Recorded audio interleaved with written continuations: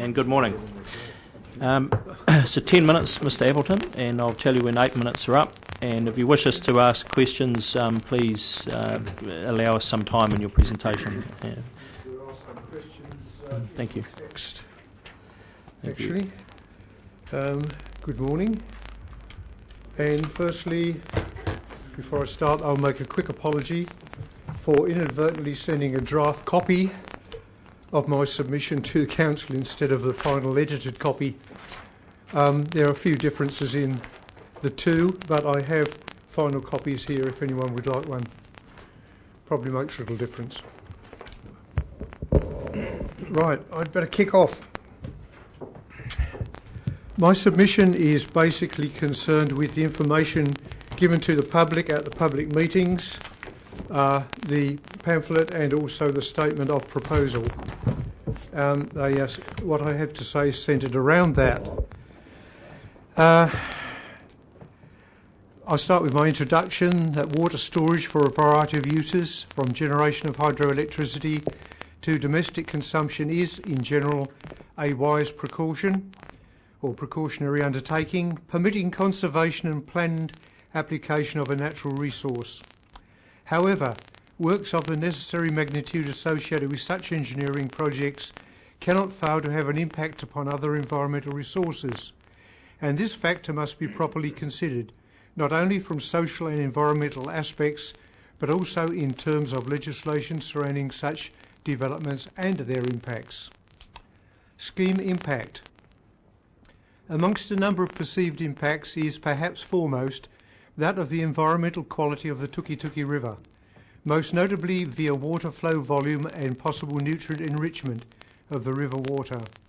It is clearly apparent that maintenance of river water quality is in conflict with the maximisation of financial returns from the scheme, particularly in terms of intensive irrigation coupled with elevated artificial fertiliser applications.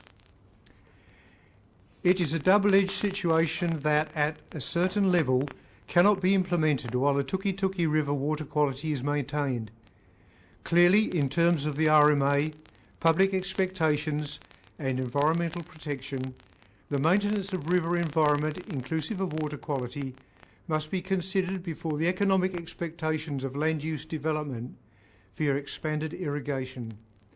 Land use development must be designed to safeguard river and aquifer qualities, and not the reverse situation, where the downstream water resources are regarded either partly or entirely as drainage facilities for farm effluent transport.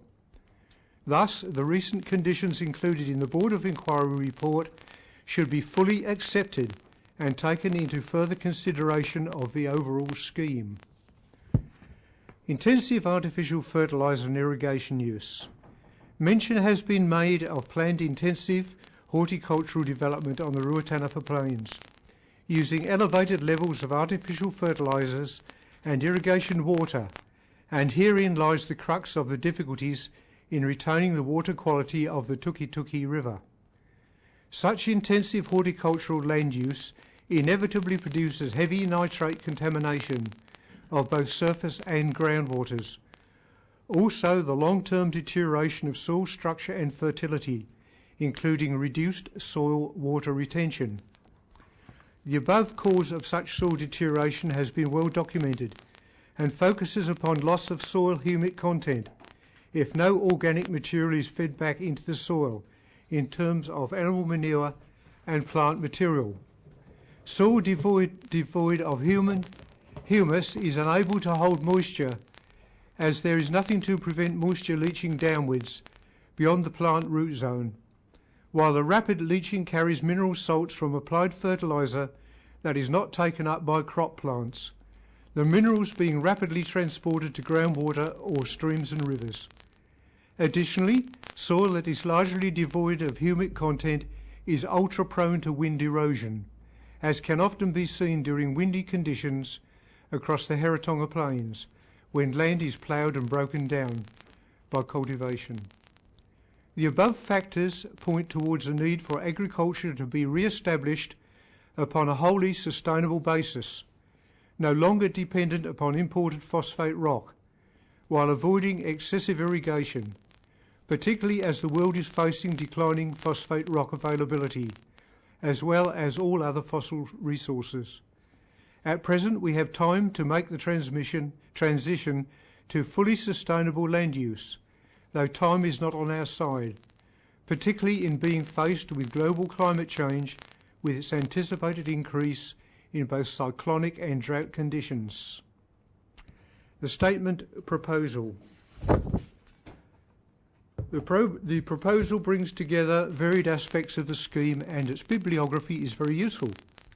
However, in its entirety, numerous statements within the plan are of a speculative and tentative nature. Only the maximum water uptake figure is considered. The anticipated cost of the development, I quote, is expected to be within the vicinity of $275 million to irrigate around 25,000 hectares.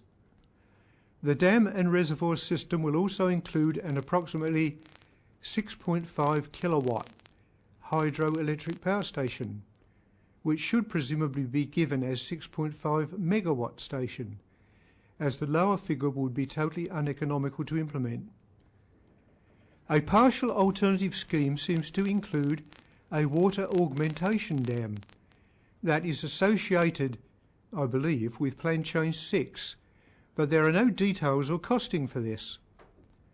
While the list of speculative and unexplained figures could be continued, at this point it must be said that the overall scheme plan can only be regarded as little more than a concept plan, in the light of which it is understandable that, at the time of writing, there is no commercial funding for the scheme.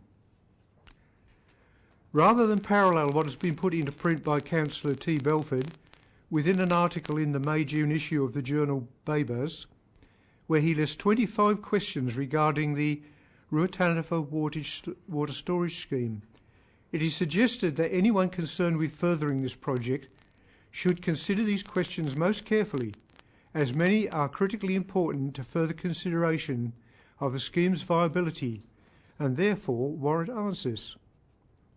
On page 7 of the proposal document, a pie diagram shows one water quantity, 26% of the total water stored in fact, as going to other users.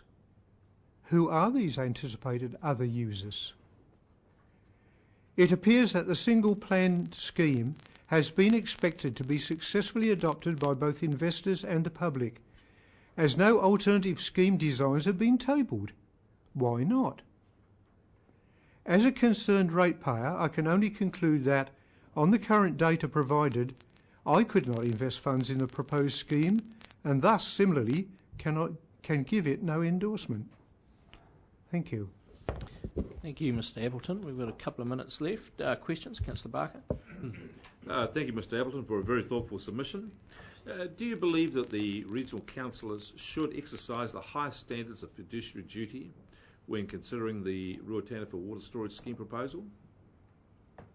Yes.